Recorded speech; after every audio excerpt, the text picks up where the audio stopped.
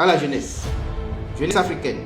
Ce discours s'adresse maintenant à toi, gardien des richesses naturelles et culturelles de l'Afrique, pour que tu comprennes la portée historique pilier par pilier de ton engagement dans la lutte pour unifier nos nations en un seul bloc fort, les Nations Unies d'Afrique. Écoute très bien ceci. Le véritable problème de l'Afrique n'est pas d'abord une question de développement, mais une question d'identité, de mémoire et de fierté retrouvée. Ce qui fait défaut, c'est la pleine connaissance de notre histoire, pas celle déformée par les écrits étrangers, mais l'histoire authentique, celle qui exalte l'audace et la bravoure des Africains, une histoire qui clame haut et fort que l'Africain a toujours été capable, qu'il a su bâtir des civilisations grandioses et innover face aux défis. Si l'Africain retrouve cette certitude, le sous-développement ne sera qu'un vestige du passé. Et les humiliations économiques des politiques cesseront d'entraver sa marche vers l'avenir. Pendant des siècles, l'Europe a construit un récit glorifiant ses propres ancêtres comme les inventeurs ultimes, les maîtres de la science et les bâtisseurs du monde moderne. Dans les écoles européennes, les élèves apprennent que leurs ancêtres ont créé tout ce qui compte dans notre civilisation. On leur inculque l'idée que sans eux, le monde ne serait pas ce qu'il est. Cette glorification nourrit une fierté nationale et culturelle qui motive chaque génération à se surpasser. En Chine, on retrouve la même dynamique. Les enfants grandissent en étudiant des figures comme Confucius, Lao Tse ou encore les mathématiciens chinois Jing Feng ou Zhou Guizhi. Ils s'imprègnent de l'idée que leur histoire est riche et que leurs ancêtres étaient de véritables pionniers. Cette fierté culturelle les pousse à innover davantage, renforçant ainsi leur sentiment d'appartenance à leur créativité. Mais qu'en est-il de nous, Africains, lorsque nous évoquons nos vaillants ancêtres et leurs exploits? Beaucoup parmi nous-mêmes se permettent de minimiser ces récits, d'en douter ou même de les tourner en dérision. Certains n'hésitent pas à nous traiter de rêveurs. Ils s'empressent de souligner les défauts de nos ancêtres, tout en oubliant que les autres peuples n'étaient pas parfaits non plus. Pire, beaucoup pensent que tout ce qui existe aujourd'hui, de l'ascenseur à l'internet, en passant par la médecine ou les mathématiques, est l'œuvre exclusive de l'Occident. Cette ignorance, provoquée essentiellement par la falsification, l'effacement de nos récits, la traite négrière, la colonisation, et nourrie par le système éducatif conseillé et mis en place par l'ennemi avant son départ, est notre véritable tragédie.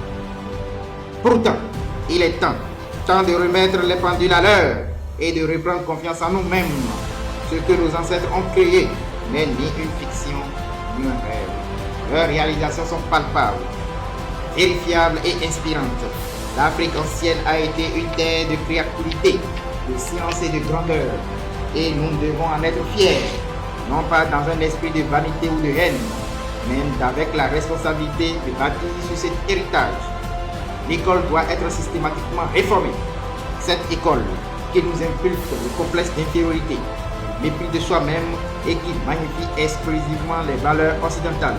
Cette école qui nous dit que Samori est un sanguinaire et que les buveurs de sang, esclavagistes, Napoléon et De Gaulle sont des bâtisseurs de nations.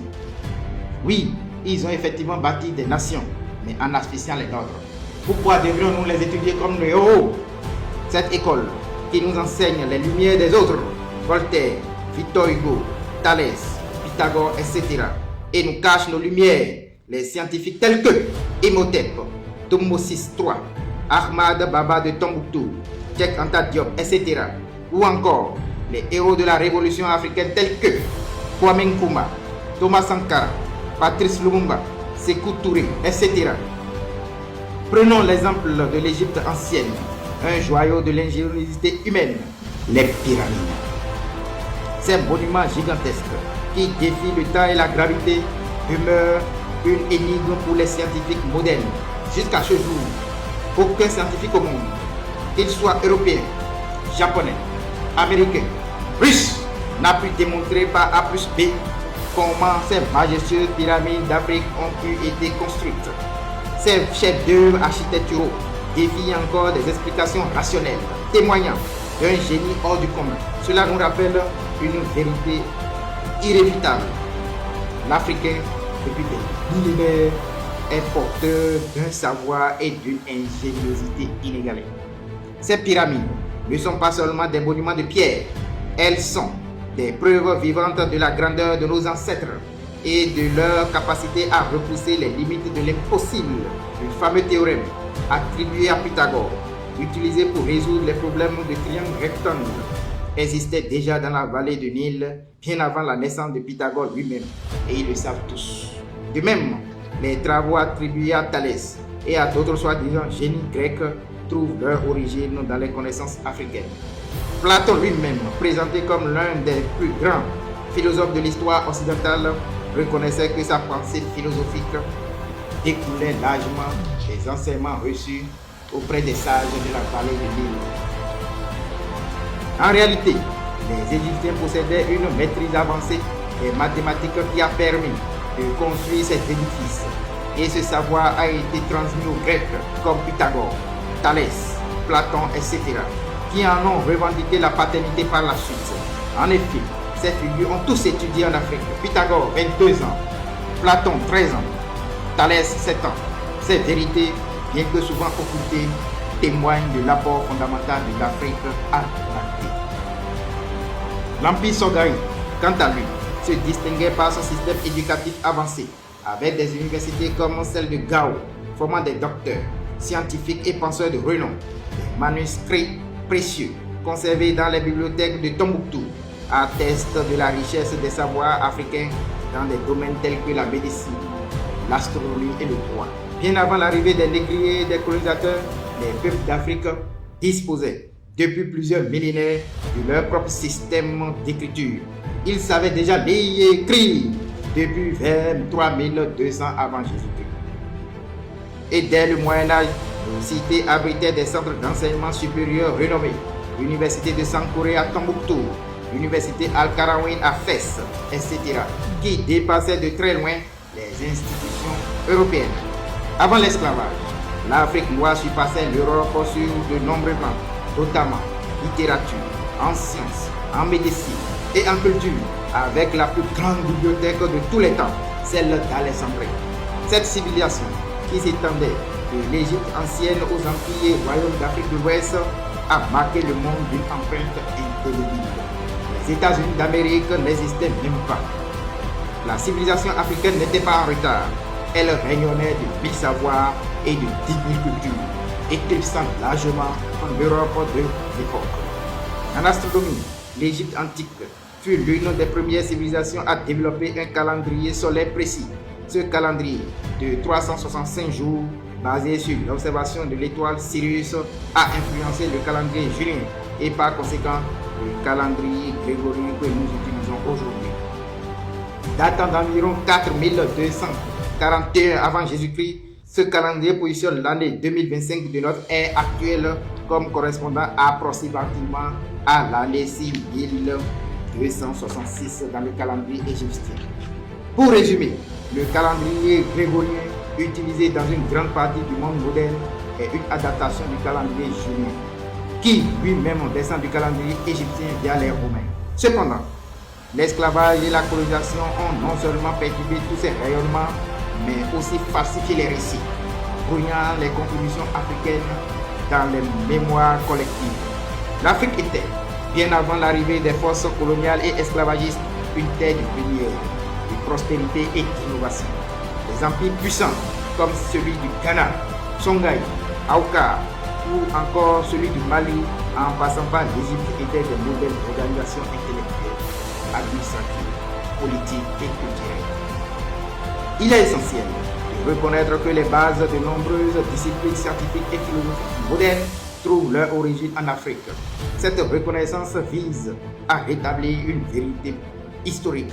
Les Africains aujourd'hui, en revisitant cet héritage, peuvent retrouver une fierté culturelle, sens et un sens de leur rôle dans l'histoire universelle.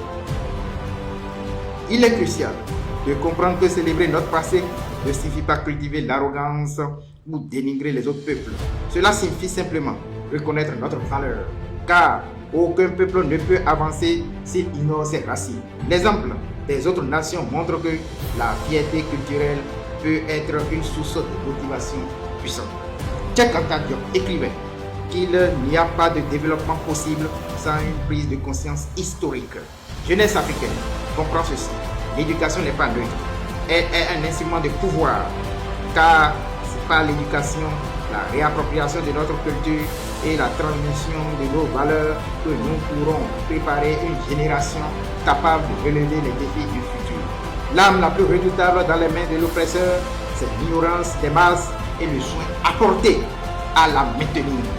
Car tant que l'ignorance demeure, la domination perdure.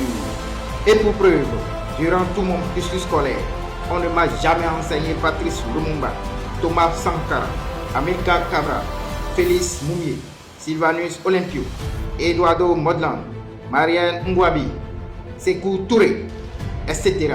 Ni les ouvrages de Cheikh Anta Diop, de Joseph Kizerbo, de Théophile Obenga, de Joseph Kouemi, de Kwame Nkrumah, etc. Savez-vous pourquoi? Parce que si la jeunesse africaine peut avoir le tiers de ses connaissances, il y aurait une révolution avant demain matin. D'ailleurs, ces noms que je cite sont pour la majorité d'entre vous des incantations, parce que jamais entendu parler. Je vous le dis clairement, nous avions été abrutis. Nelson Mandela disait que l'éducation est l'arme la plus puissante que vous pouvez utiliser pour changer le monde. Les mêmes causes produisent toujours les mêmes effets avec notre système éducatif, en l'état figé, calqué sur des modèles obsolètes et déconnectés de nos réalités locales, de nos héros véritables. L'Afrique restera immobile, même dans le que personne ne vous trompe.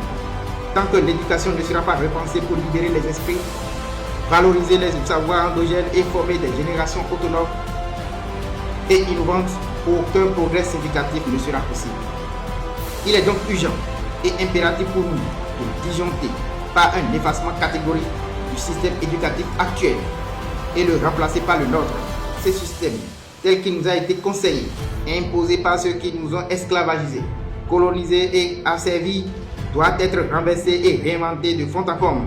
Il n'est rien d'autre qu'un outil de domination intellectuelle, culturelle, conçu pour nous éloigner de nous-mêmes, de nos propres racines, de nos valeurs et de notre vision du monde. Nous devons refonder nos écoles sur les piliers de notre identité, en intégrant nos histoires, nos réalités et nos aspirations. C'est ainsi que nous retrouverons notre dignité, que nous forgerons des esprits libres et créatifs et que nous construirons un progrès véritablement ancré dans les besoins et les rêves de notre peuple. Notre avenir exige une éducation qui nous élève, non qui nous soumet, mais avant toute chose, une révolution linguistique s'impose. La langue française, par exemple, est à tout point de vue un outil puissant de sous-développement en Afrique.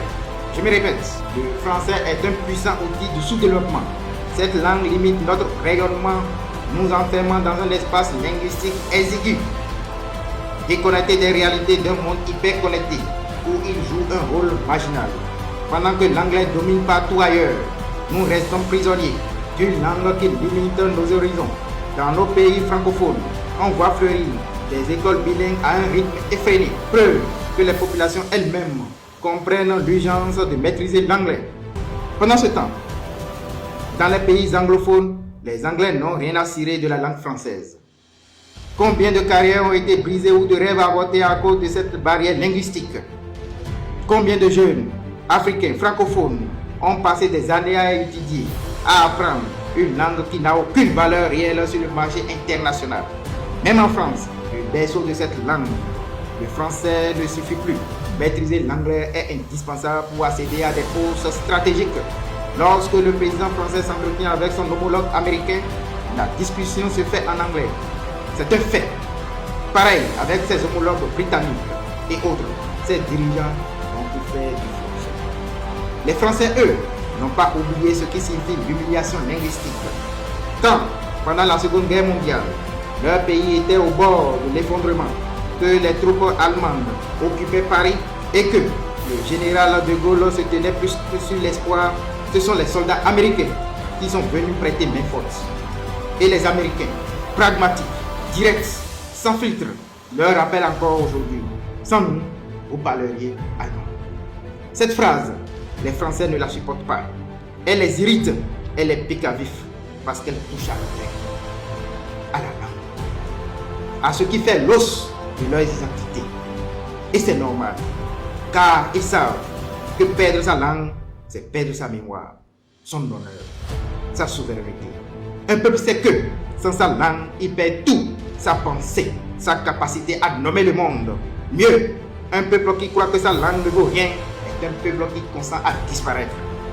Mais alors, pourquoi nous, qui avons été esclavagisés, colonisés, humiliés, dépossédés jusqu'à la sétasse, acceptons tranquillement de continuer à parler des langues de ceux qui nous ont mis à genoux?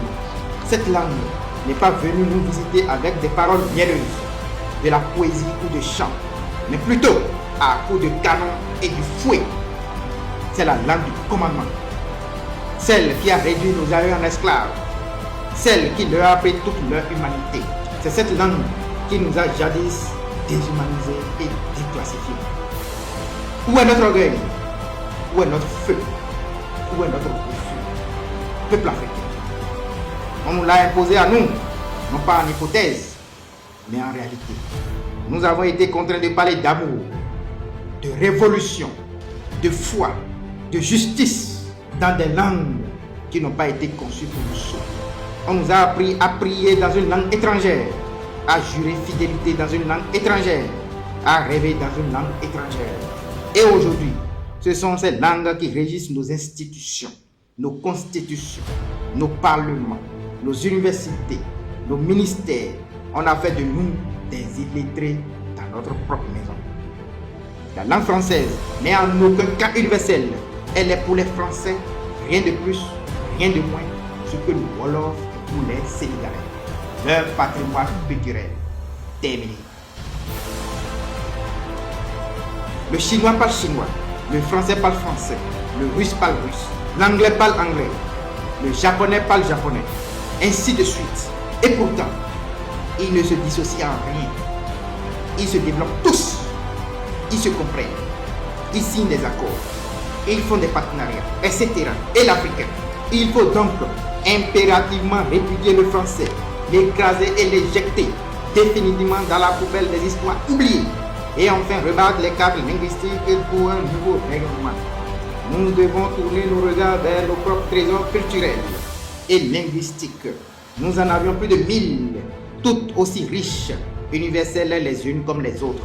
Le Swahili, langue africaine parlée par plus de 200 millions de personnes, incarne l'unité et la souveraineté africaine, déjà reconnue par l'infichu de l'Union africaine comme langue du travail. Ainsi, l'Africain parlera désormais africain. Cette transition linguistique prendra bien évidemment une génération entière, mais nous devions la subir. Une question demeure. Comment un tel continent, porteur de tant de lumière et de génie, a-t-il vu ses réalisations sombrer dans l'oubli et la méconnaissance totale? Quels mécanismes ont permis à cette grandeur de s'effacer et à ce continent de devenir injustement associé à des récits de sous-développement et d'ignorance? C'est le choc brutal de l'esclavage. L'Égypte, comme d'autres empires et royaumes d'Afrique, fidèles à leur énergie d'hospitalité légendaire, ont ouvert grandement leurs portes de commerce, de savoir et de civilisation à d'autres nations. Mais ce faisant, ils ont laissé sans le savoir entrer dans leur bloc de mur la peste. Invasion étrangère. L'Égypte antique, en particulier, a subi plusieurs invasions, notamment celles des Assyriens, des Perses, des Grecs, des Romains et plus tard des Arabes. Cette domination successive ont conduit à l'appropriation et à la réinterprétation des savoirs égyptiens par les conquérants. Après l'invasion des Grecs, les soi-disant génies comme Pythagore, Thalès, Platon, etc. se sont appropriés honteusement des manuscrits et des théorèmes, fruits des années de recherche et d'études des Africains. Même les travaux du véritable père de la médecine, Imhotep, furent volés. Il avait codifié des pratiques médicinales avancées, dont les traitements chirurgicaux et pharmacologiques, avant que Hippocrate surnommé par abus père de la médecine, je suis l'approprié des milliers d'années plus tard. Colonisation européenne, à partir du 15e siècle et en particulier au 19e siècle, avec le partage de l'Afrique, les puissances coloniales ont systématiquement effacé les contributions africaines pour justifier leur domination. Elles ont imposé des récits, des documentaires dévalorisant sur l'histoire africaine, prétendant que les peuples d'Afrique étaient primitifs, vivant exclusivement de cueillette et de chasse, des sauvages et incapables de progrès sans intervention européenne et ou étrangère. Ainsi, de nombreux savoirs africains ont été récupérés, réinterprétés et réécrits par les civilisations étrangères. L'écriture de l'histoire, souvent contrôlée par les vainqueurs, a marginalisé l'Afrique. Les textes des voyageurs, colons et missionnaires européens ont dépeint le continent sous un joug péjoratif, renforçant l'idée d'une Afrique sans histoire ni civilisation. Le commerce d'esclaves, tant à travers le Sahara qu'avec la traite transatlantique, a eu des conséquences dévastatrices. Des millions d'Africains ont été arrachés à leur communauté, privant le continent de ses forces vives et de ses talents. Cela a contribué à fragiliser les structures sociales et politiques. La traite négrière a systématiquement dévalorisé les peuples africains noirs, créant des stéréotypes raciaux durables qui ont renforcé l'idée que l'Afrique était synonyme de sauvagerie et d'arriération. Ce crime, commis avec la bénédiction des puissances politiques et surtout religieuses, notamment le pape Nicolas V, le 8 janvier 1455, qui légitima officiellement cette pratique à travers la bulle Romanus Pontifex. Étant considérés comme des Sarrasins, il y autorisait les rois catholiques à envahir, attaquer, conquérir, vaincre et à soumettre tous les Sarrasins où qu'ils soient avec leur royaume, duché, principauté, domaine, propriété, meubles et immeubles, tous les biens par eux détenus et possédés, de réduire leur personne en servitude perpétuelle. Ce décret, véritable appel à la domination, fut le début d'une entreprise systématique de destruction de civilisations africaines florissantes. Ces textes doivent être lus et étudiés dans nos collèges et lycées pour ce qu'ils furent, des certificats d'impunité morale et politique. Ils sont la preuve que la barbarie peut se vêtir des habits de la loi et de la religion. Et oui, comme reliquat acquis de cette liquidation, l'Afrique a reçu le racisme. Ce fléau, né de l'esclavage et de la colonisation, demeure une cicatrice béante dans l'histoire de l'humanité et frappe durement les voix partout dans le monde, quelles que soient leurs origines, leurs ethnies ou leur nationalité. Aujourd'hui, l'Afrique noire attend encore que l'esclavage soit enfin reconnu comme un crime contre l'humanité. Cette reconnaissance ouvrirait la voie à une grande cérémonie de libation, un hommage solennel aux millions de vies brisées par cette pratique abjecte et déshumanisante, afin que leur âme tourmentée puisse enfin reposer en paix et que justice soit enfin rendue à leur mémoire. Cela contribuerait également à atténuer les résidus de sentiments racistes qui subsistent encore dans certaines consciences et subconscients. Peuple d'Afrique, comme je vous le disais, le véritable problème de l'Afrique, ce n'est pas au préalable ses contre-performances, ni son développement, mais d'abord et avant tout, la connaissance de son histoire et une reconnexion intégrale avec cette dernière. 1884-1887. À Berlin, des hommes se réunissent pour sceller le destin d'un continent entier. Des hommes, oui, mais aucun Africain. Les valeureux rois et empereurs d'Afrique étaient tous écartés. La conférence de Berlin, orchestrée par Otto von Bismarck, n'était pas une simple réunion diplomatique, mais pour balkaniser le territoire, un pillage réel. En organisant cette conférence, les puissances avaient pour objectif de prévenir les tensions et les guerres entre elles concernant le contrôle des territoires africains. Ils ont découpé l'Afrique comme on partage un gâteau, et chacun a pris sa part. Ils ont tracé des lignes absurdes sur nos terres, ignorant nos peuples, nos cultures, nos empires. Ce mépris pour la souveraineté africaine symbolise l'essence même du pacte colonial. Un système construit sur l'exploitation et l'effacement des identités africaines, les royaumes unifiés, les empires puissants, les nations soudées qui prospéraient sur cette terre bien avant que l'Europe ne daigne en connaître l'existence, tout cela a été piétiné. Nos familles, nos langues, nos alliances ancestrales, brisées au gré des appétits européens. Les frontières coloniales ont séparé des groupes ethniques unis et forcé des communautés historiquement rivales à coexister dans un même État. Ce n'est pas l'histoire que je vous raconte, c'est notre présent. Les frontières tracées, sans notre consentement et sans notre consultation, sont toujours là et visibles. Bien que les États balkanisés soient dits officiellement indépendants, ces répercussions continuent de structurer la géopolitique et les dynamiques de pouvoir actuelles. Le terrorisme, les conflits, les crises identitaires et les luttes pour les ressources que traverse le continent africain trouvent leurs racines dans ce partage inique, arbitraire et imposé. Cependant, cet héritage ne se limite pas seulement au découpage des frontières, ni à des aspects culturels ou linguistiques.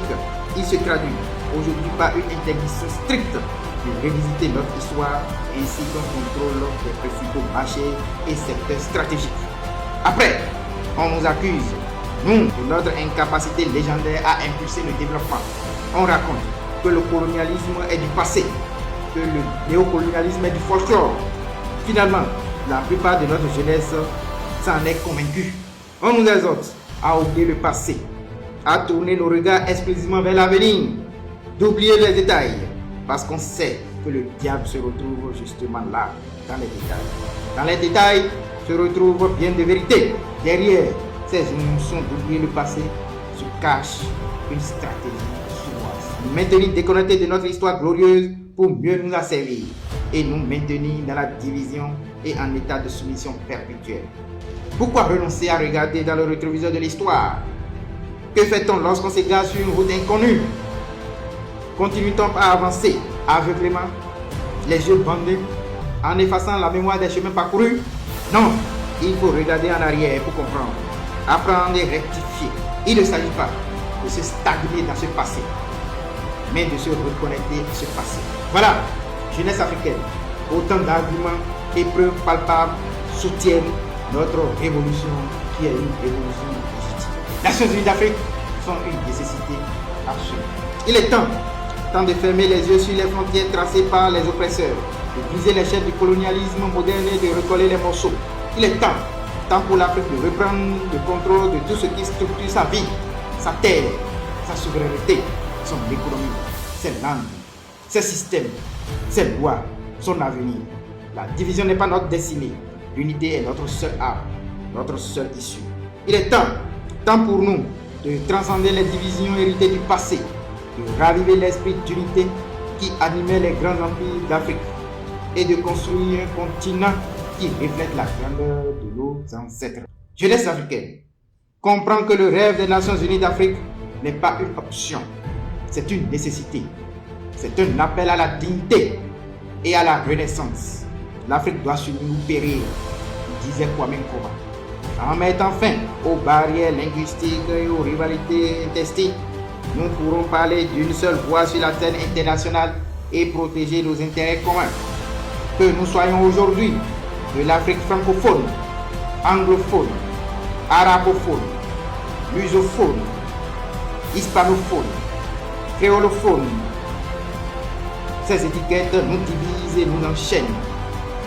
Elles ne viennent pas de nous, elles sont la trace encore vivante de notre assujettissement.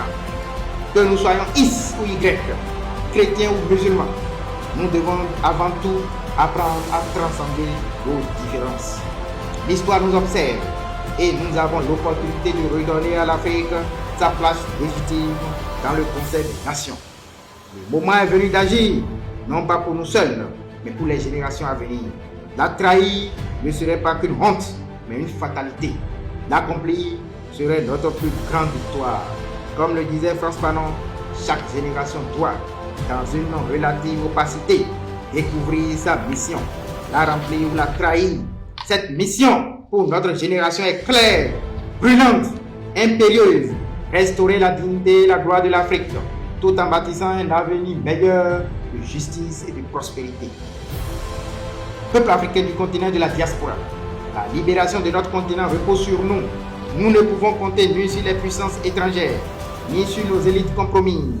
Elles sont toutes prisonnières de leur intérêt personnel et leur suivi dépend de notre ignorance et de notre illusion.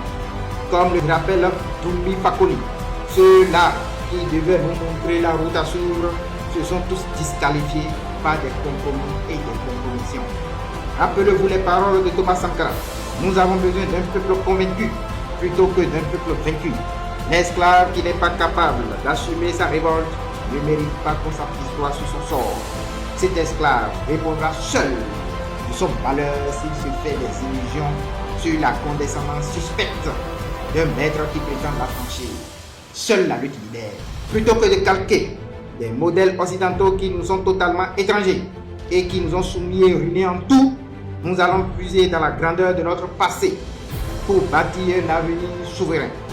Les États actuels deviendraient des nations, une terminologie qui reflète la splendeur, l'esprit de communauté et la force de notre histoire. Ces nations, autonomes dans leur gestion, seront intégrées dans une union politique, économique, militaire et linguistique puissante, les Nations Unies d'Afrique.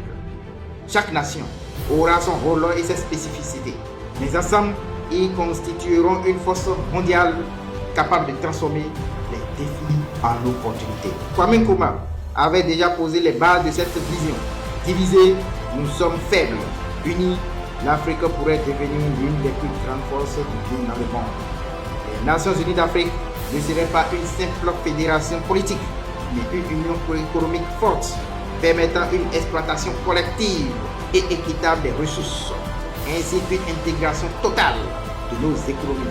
Ce modèle, inspiré des grands empires du passé, permettrait à l'Afrique de redevenir une puissance mondiale, non pas par l'accumulation d'armes ou de bombes atomiques, mais par la richesse de ses valeurs, de ses ressources et de son humanité. Une fierté retrouvée. Tout cela est développé dans mon essai.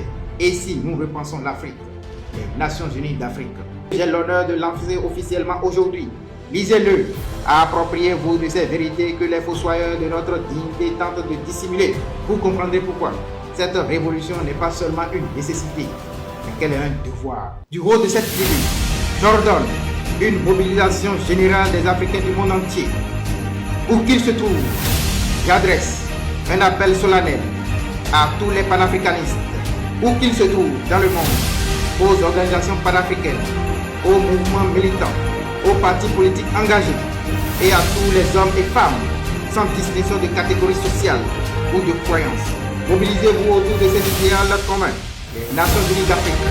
Ce projet est plus qu'un rêve, c'est la voie de notre salut, la clé de notre dignité et la promesse d'un avenir souverain pour nous et pour nos enfants. Je vous invite à une première mobilisation mondiale, mercredi 10 décembre 2025, dans chaque pays, chaque ville d'Afrique et au sein de toutes les diasporas. Que nous soyons des centaines de millions ce premier jour de manifestations mondiales à proclamer notre unité, à affirmer notre volonté de bâtir cette Afrique nouvelle, fière et unifiée, de quitter l'âge de pierre ou l'âge d'or. Écrivons ensemble une nouvelle page de l'histoire de notre continent.